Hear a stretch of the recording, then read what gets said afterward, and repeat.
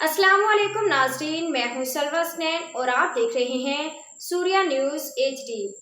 आइए नजर डालते हैं आज की अहम खबरों पर।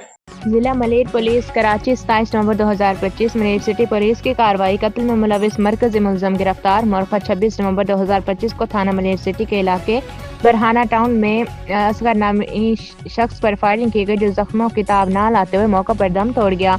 गिरफ्तार मुलजिम की शिनाख्त मोहम्मद अली के नाम से हुई है। मुलजिम को थाना मलेर सिटी की हदूद बरहानी टाउन से गिरफ्तार किया गया। गिरफ्तार मुलजिम के कब्जे से 2 अदद 9mm पिस्टल बम एमिनेशन बरामद हुए। वाक़े का मुकदमा इल्जाम नंबर 941/2025 थाना मलेर सिटी में दर्ज किया गया।